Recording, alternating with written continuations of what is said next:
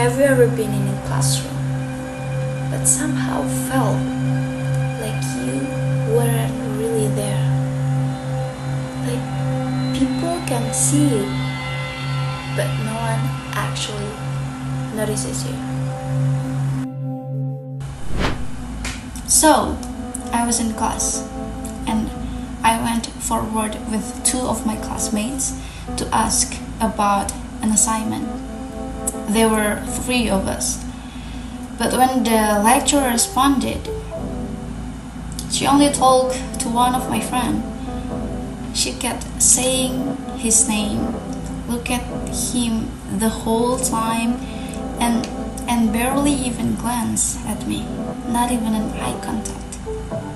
And what made it worse was she's actually my academic advisor. So, in my head, I was thinking, she should know me, right?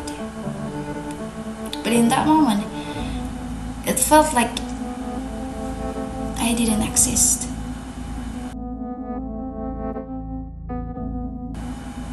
And honestly, it made me start questioning myself.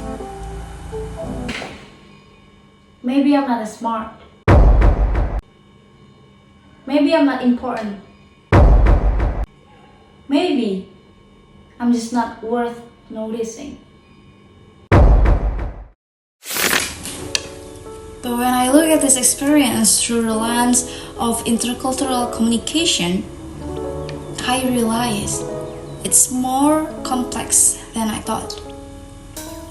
First, this relates to power distance. In many classrooms, especially in our context, lecturers are seen as authority figures. So, even if students feel uncomfortable or ignored, they tend to stay silent. And that's exactly what I did. I didn't say anything.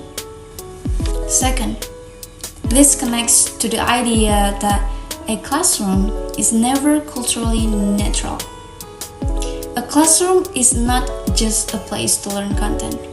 It's also a space where students experience identity, belonging, and voice.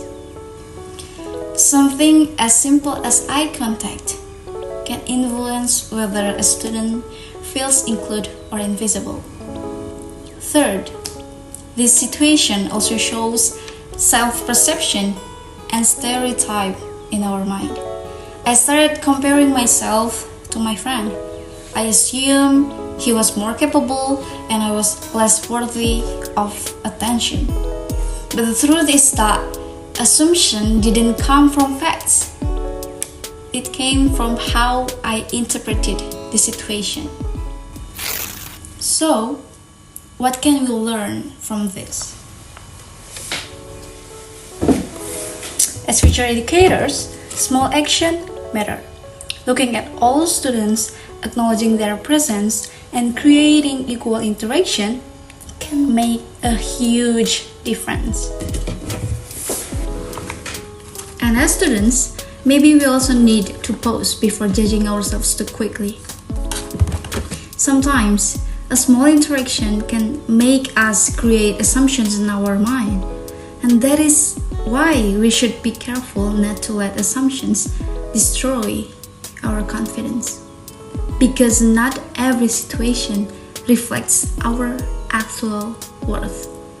And sometimes, what hurts us the most is not what people say, but the meaning we create by ourselves. Thank you.